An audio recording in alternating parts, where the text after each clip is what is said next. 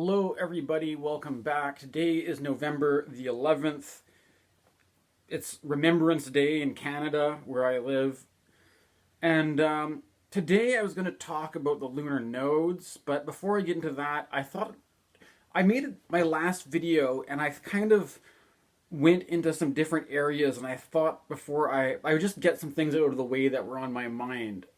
Namely, for one thing, yesterday I watched a video where Slavoj Zizek was talking to Peter Sloterdijk, both philosophers having a conversation, and they brought up something from Nietzsche about convictions. And I just thought I'd mention that because in my last video I was talking about the idea of it's okay to change your opinion. You're under no obligation to be the person you were yesterday. But then if you're just slippery like that, then does that mean you don't have any convictions, right? And there was actually Nietzsche made this point that, I mean, from a philosophical point of view, where you're concerned primarily with truth, that it's actually a good thing to get rid of your convictions, because convictions are kind of like the obstacle that's blocking you from some kind of new realization or some kind of new revelation, right, of what is really true, right? And that Nietzsche primarily saw this thing of having convictions as kind of like an obstacle or an impediment, right?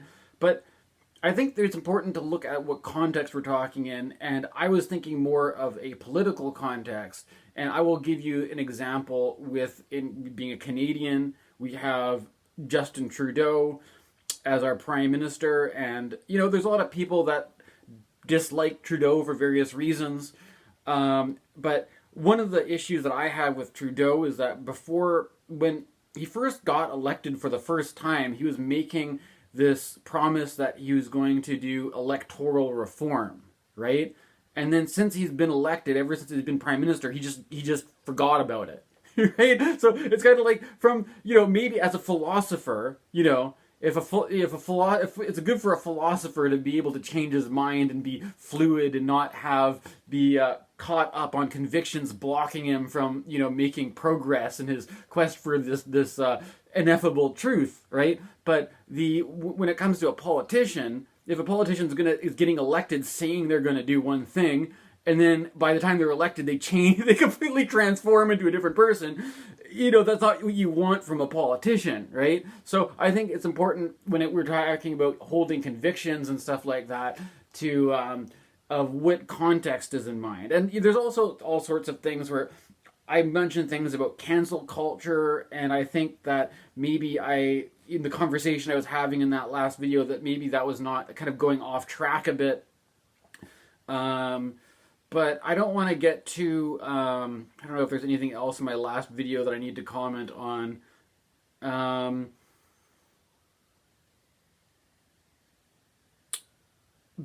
guess I'll just go into what I have to say for today, right? So, the video I'm doing today is about the lunar nodes in the North Node in Aries, the South Node in Libra. For me, this is my nodal return, meaning this was the position that these nodes were in when I was born. And I didn't make a video for the last lunar eclipse in Taurus. And so I'm going to catch up a little bit about that, right? That the basic idea is that there's this myth about a demon who got his head severed off. He was trying to drink some sort of potion that would grant him eternal life or something, and then got beheaded in the middle of that, and the demon is suspended in this. I mean, I don't know if somebody else maybe be able to talk about this myth better than me, but it's also been translated into this idea of the North Node and the South Node, Rahu and Ketu, as the head and tail of the dragon. And the head usually stands for something that is increasing, the tail decreasing. Or, I mean, you can even think about it, if we put food in through our mouths, which increases our total mass and our nutrient intake, and then we excrete things through our rear end, our tail, which is a decrease, right? So even using the analogy of eating food may have something to do with it, right? And it's often the relevance of the nodes, the lunar nodes, has to do with the eclipse cycles, because every time there is a lunation, a full moon or a new moon in the sign where these nodes are, that is when you have an eclipse, right? And we've been going through a period of time where it's been kind of like a bit of wiggling back and forth, because this in March, I guess it was early this year, we had a solar eclipse in Aries, and then that was like the first eclipse of this new cycle back in March. And then more recently we had a lunar eclipse in Taurus, right? And the lunar eclipse in Taurus is the last eclipse of the series of eclipses that happened in the signs of Scorpio and Taurus, right? So people often talk about eclipses as representing beginnings and endings. So in this case, I didn't do a video with this in time, but the lunar eclipse that we had in Taurus marked the ending of an 18-month cycle where the eclipses were happening in Scorpio and Taurus. And this, I'll just briefly give you my interpretation, right? So the South Node in Scorpio, personally, I relate that to, if you think about when Pluto was in Scorpio, because I am of the Pluto-Scorpio generation, it was a generation of people that were born during the AIDS epidemic, right? That's often something that's used to describe what Scorpio is like. Scorpio has to do with the sexual organs. That's the part of the body that Scorpio represents.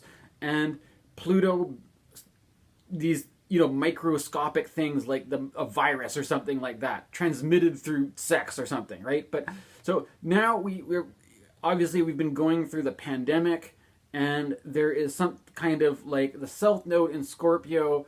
There is a kind of the decrease around this kind of thing about like, it could be sexual contact, right? Or could be decrease around the transmission of, like, Scorpio is a water sign, right? And that if you are thinking about something like COVID, it gets transmitted through particles of water that we're emitting through talking and stuff like that. And so the South Node in Scorpio, I think there's a kind of a lack of intimacy that, I mean, whether it is a desexualized culture or something like that, or like people not going out to nightclubs or going out to bars the same way that they used to, that could all go with the South Node in Scorpio. And the North Node in Scorpio, I basically associate, you saw this early on in the pandemic, things like people learning how to bake bread, right? Like Taurus is very food oriented. And there's also kind of things of like gardening and being, touching grass, that kind of stuff. That whole mentality of like, when you saw in the pandemic, there was a decrease of one thing, but there was an increase in another, an increase of like, let's sit outside in the sunshine on our picnic blankets. We can still have rock shows, but we'll have open air things in the out. Like, this is a very North Node and Taurus kind of thing, if you ask me. There's also, it could also relate to things like disruptions of supply chains, disruptions of foods, supplies, stuff, but thankfully we've been privileged enough that it's only a fairly minor disruption, but still there's certain things that certain supplies and commodities that may be difficult to find. But this is kind of basically how I relate to the North Node in Taurus and the South Node in Scorpio, right? And of course there are more nuances that you could develop out of that, but at a very basic level, that's how I read it. And the recent lunar eclipse in Taurus was basically signaling the end of that 18-month period where there was a focus on that kind of a dynamic, right? So now we are into the Aries Libra eclipse cycle, and of course this is just using tropical astrology. So if you prefer a sidereal zodiac or the Vedic style, this whole sign system will not apply. So it's slightly relativized, I will admit. And when we get into this whole stuff about the Libra and Aries, I have been relating to this as something to do with the self and the other, or our contractual relationship with society, things like that. Aries being more independent and Libra being more relational, right? And the thing is that I have been slow, I guess. I'm just letting my idea develop on its own, and I had made a video recently about a bunch of Librans. I made a video about Thatcher, Foucault, and Laing, who are just some Libran characters that came up to mind, and some ideas that have been on my mind in regards to this new eclipse cycle with the South Node in Libra and the North Node in Aries, right?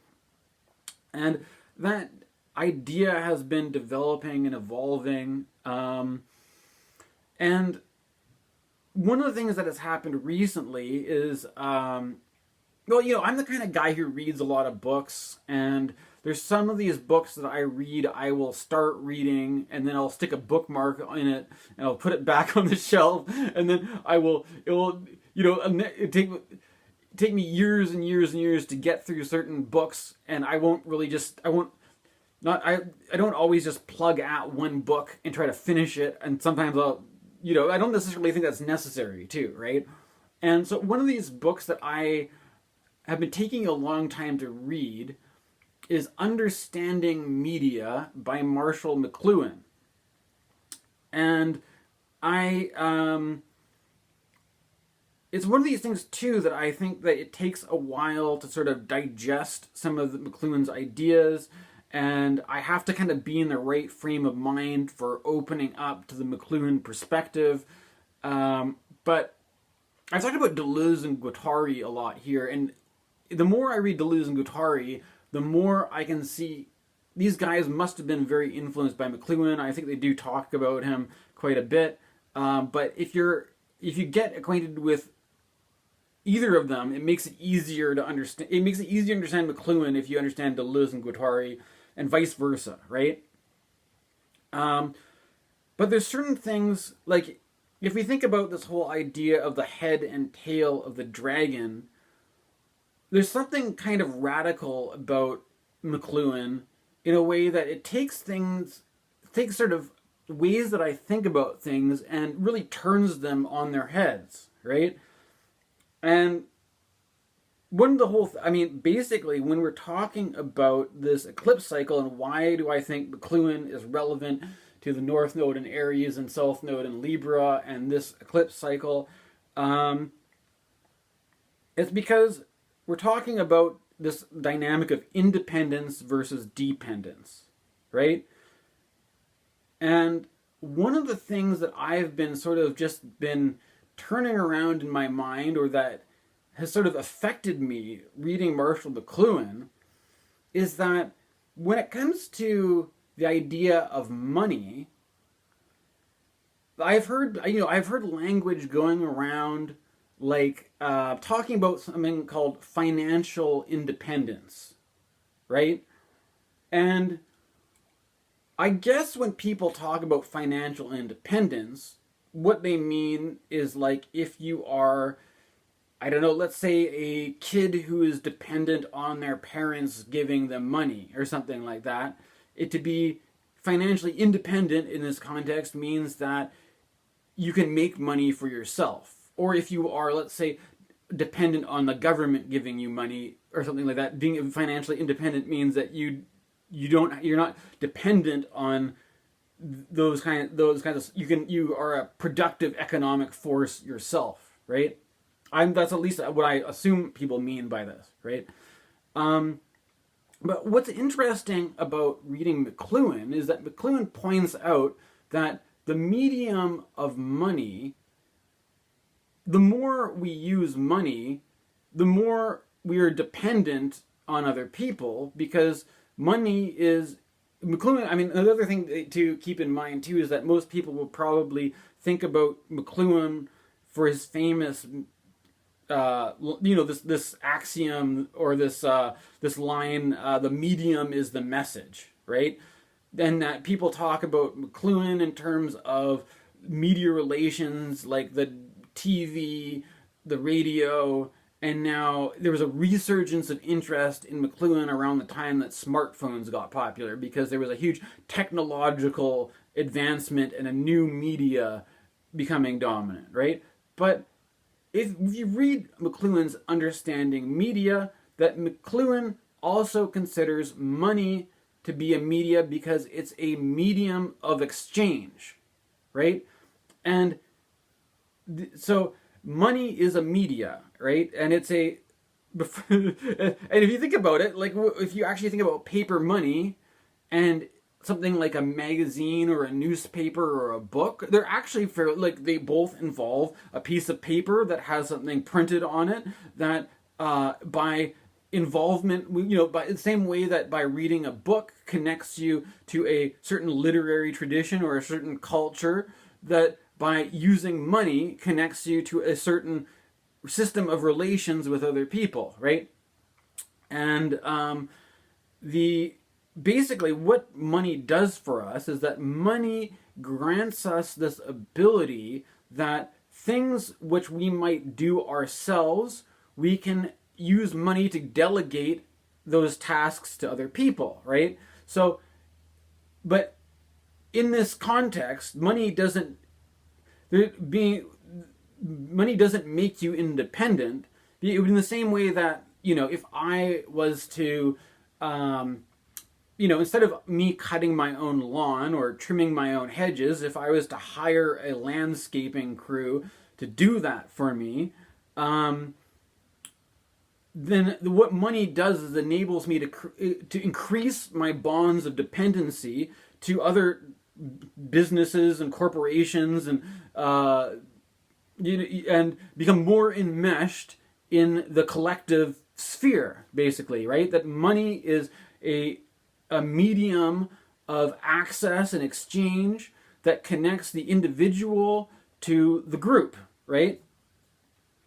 And to be independent in this sense is that if you are able to accomplish these things yourself, then you're not dependent on other people to do it for you, and you can also save a bit of money as you do them, right?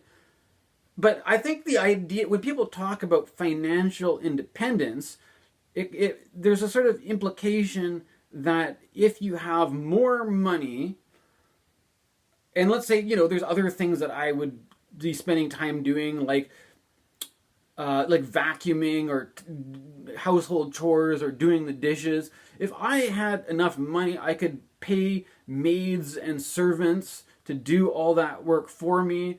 And so I would be increasingly dependent on these economic social relations, but I'd be getting from that is financial freedom, right? The freedom to do, previously where I would have a responsibility, it would be expected of me to perform certain duties, like to mow the lawn, to do the dishes, to vacuum. If I can pay for that, then I'm free from that responsibility, right? Now, however, this all presupposes, though, that you have your freedom from these responsibilities has to be paid for by a supply of money that you get from wherever you'd be getting it from, right?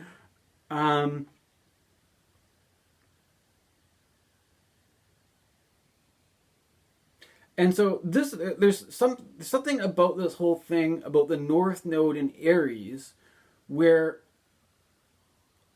it indicates a dynamic where people are, like, you think about the head and tail of the dragon, and the head representing a kind of hunger, right?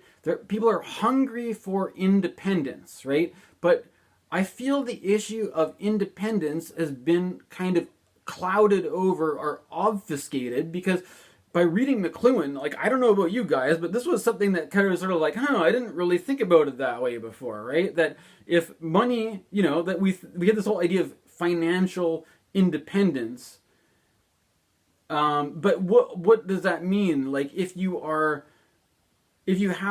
I have enough money to pay rent to a landlord, that doesn't really make me free. That just makes me more dependent on the relationship with my landlord. You know what I mean? Like, whereas if you don't have to pay a landlord, you know, I don't know. Maybe that kind of it does get kind of confusing, right? So there's another thing that McLuhan was saying, and there's another thing too, is that I have to admit that there's Understanding Media, the book, and then if you listen to different, there's also The Medium is the Massage, which came out later, and it's a kind of like an audio video kind of thing, and he kind of develops his idea further down the line, right? But when it comes to the idea of being independent versus dependent, or being an individual or being part of the group, one of the things that McLuhan was saying, that was also keep in mind this was in the 1960s and things have changed and developed since then, but McLuhan was saying that the primary place where people are finding group involvement at the time that he was talking about this was in the corporation, right? And if you think about being involved in a corporation, it is in a way, it's a kind of a sublimation of the ego, because instead of you have your personal life, you have your personal preferences and opinions and your personal desires and goals and all, and what you have to do by becoming part of the corporate body, the corporate group, you have to put aside your personal identity. You essentially have to, put on your uniform, and you punch the clock, and you are now, instead of what you want to do, you are now, the will of the corporate entity dictates how your time is spent, and you are involved in, rather than your own personal stuff, you're involved in the corporate life, right? And with the South Node in Libra and the North Node in Aries, there's something about the people want more, there's this desire for more of the independence, more of the individualism, away from this thing of corporate life. And it's interesting to look at where we are today in contrast to the time of McLuhan, because corporations are starting to mean something different, in the sense that if you look at the stuff about like the gig economy, you have corporate brands like Uber, and I'm getting ads from Uber that, rather than advertising, it's kind of strange to me, because for one thing, I am a person, I don't drive, right? So if you were to like try to do target demographic advertising for who would be the best person to market your ads to, that would be a candidate for becoming a Uber driver. Like, this is the thing. Instead of advertising the service, like if I'm somebody who doesn't drive and I need to use a taxi to get me from point A to point B, then I would be part of the demographic that could maybe benefit from that kind of service. But as somebody who, instead they're advertising to me getting a job with them, but I don't even have my license. Right? So I'm kind of like not, it's kind of, the algorithm isn't working right. I have to admit though that I think this could be influenced by the fact that I made a video talking about a Prince song about about female cab drivers a while ago, may have sort of had an influence on the way the algorithm's showing me these ads, right? But the point is that what these ads that I'm getting now are showing me is that they are advertising the service of Uber basically as a product, and in a sense of giving something, rather than, it's like it's giving you the added value of being your own boss, but instead of doing it all yourself, they're basically selling you the Uber infrastructure, right? They're selling you this certain technological infrastructure that you have to, and then in return from that, like, you get to be your own boss rather than working for a taxi company, right?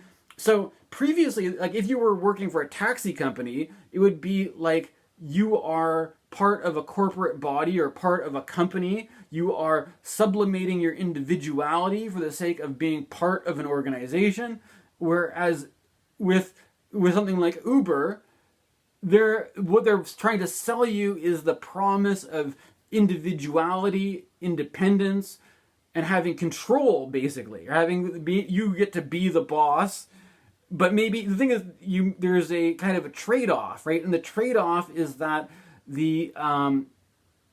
you were to let somebody else be the boss, you could maybe get more money, and you could maybe get more benefits, and you could maybe have more job security, right? So it's a different kind of landscape now than compared to when McLuhan was around, right? Now that the corporation is not trying to sell you on group involvement, the corporation is there to try to sell you on individualism and being independent, right?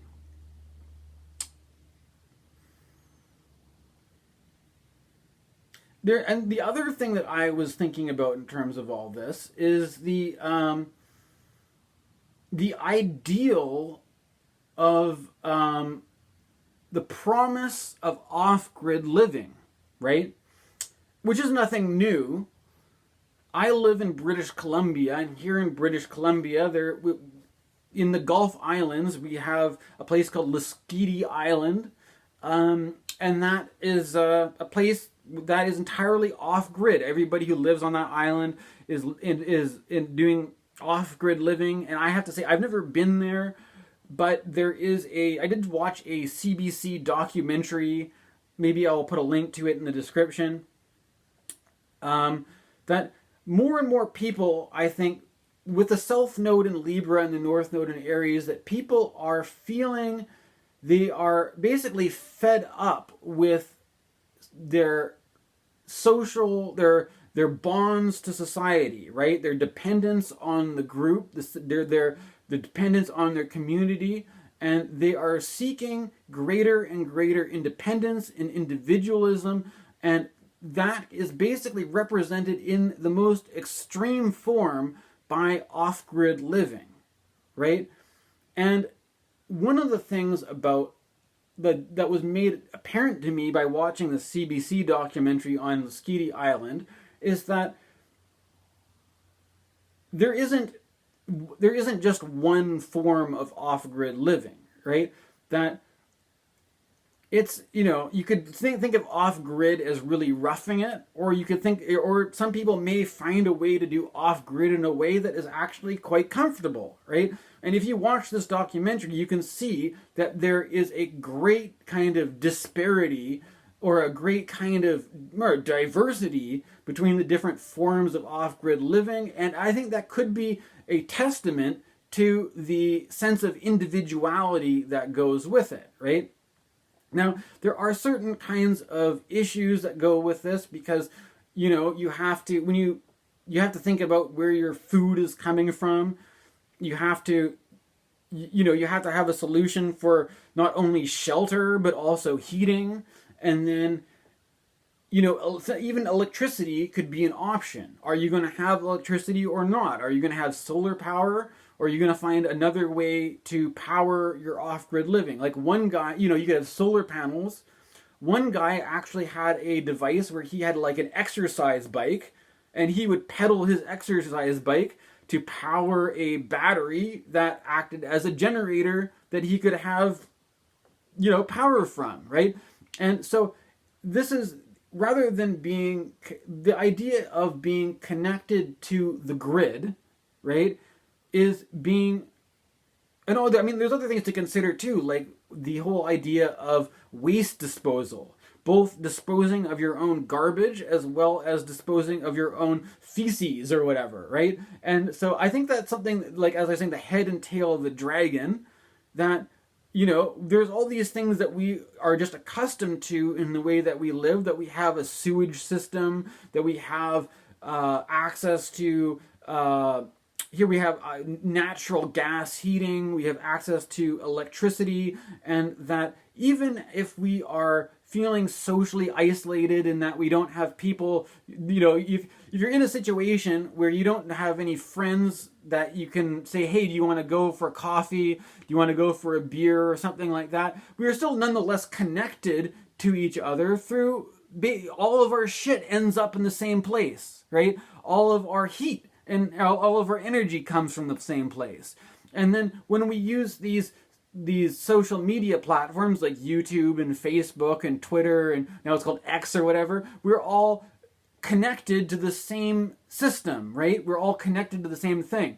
But there's, for some reason, I think especially highlighted in this eclipse cycle, there is a growing sense of dissatisfaction for this arrangement, and more people want to establish themselves off-grid, which means that instead of having just you take a shit in a toilet and it goes somewhere, people want to take responsibility for their own fecal matter, their own waste, and they want to take responsibility for their own power and all this kind of stuff, right? And the idea of this is, instead of having we're talking about financial independence, right? That people are becoming disillusioned with this idea of financial independence because they realize that the more they look at money as something that is supposed to give them independence, all it does is entrap them more and more in these systems of dependency on other people to take care of your waste, other people to take care of your heating and your food, and other people to take care of your clothing and whatever, right? And so more and more people want to just do this all themselves, and or return back to a kind of neo-primitivism where basically they're kind of like savage bush people who kind of forage on berries and stuff like that and kind of live, and they have the freedom of freeing themselves from the responsibilities of an agricultural society, right? And one of the things that I found was striking about the documentary on Lasqueti Island was that there was some of the people that had more of a sophisticated setup, that they weren't roughing it. It was actually quite a cozy looking arrangement. They were saying that nonetheless, one of the things that they appreciated from living this way was that they were completely unplugged from the whole system of media, in that if there was, let's say, a war that broke out, or some kind, like right now everybody is reacting about the Israel-Palestine thing, or everybody is, caught up in the, like the people on Lasqueti Island, it's quite possible that, they don't have any idea about any of this. like or they're saying that one of the, it's kind of a privilege though, if you think about it, right? Because it's,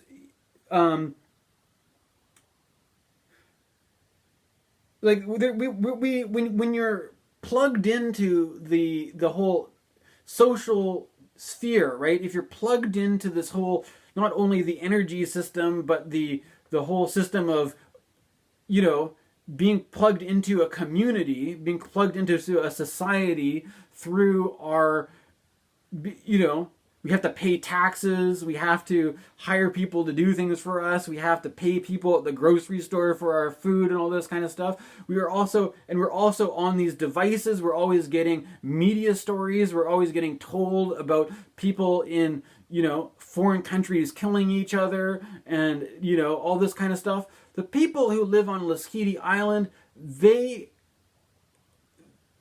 say that they feel a better connection to the actual world around them, and whether or not there's a war, whether or not the Palestinians and the Israelis are killing each other, they don't even know about it. It's none of their business. Their business, they're more focused on their own little lives, right? And but in a way that they're not, they're kind of pioneering their own life completely separate from society, right?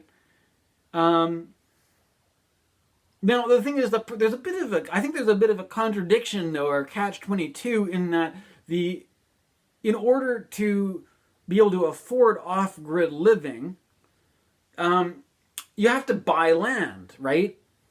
That the land isn't necessarily free.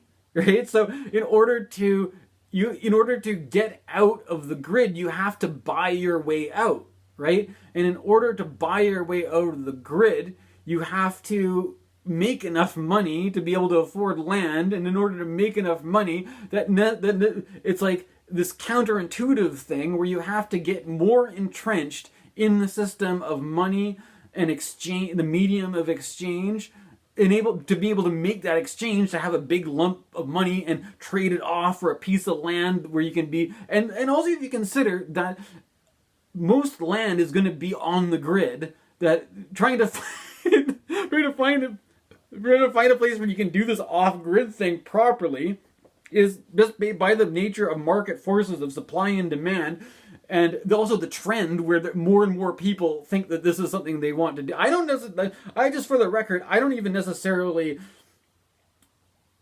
I kind of like the idea of being part of a city, of being part of a community, of being part of a group or whatever. I may not be involved in working for a corporation right now or anything like that, but I like the idea of being, part of a neighborhood where you know your neighbors, or being part of a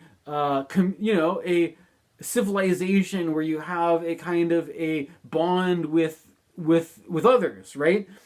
And that one of the things that I'm starting to think by reading more of this McLuhan is that, like, I used to kind of think of the technology as being very individualizing and isolating, but I mean, it could be like the same way that Uber is, right? That Uber is what used to be a means of being part of a collective organization is now that the corporation is trying to sell you individuality rather than trying to incorporate you into a collective effort of production, right? The product, or in other words, you are the product now. Rather than you being the producer, you are the product, right? And rather than selling your labor to produce a service, the service is producing you, right? Producing you as an individual. And in order to do that, you actually have to pay for the service rather than the service paying you, right? And this is basically one of the dangers to look out for during this current eclipse cycle with the North Node in Aries. All right, hopefully you guys, this enriched your perspective, broadened your horizons. Long live the new flesh. Death to Videodrome.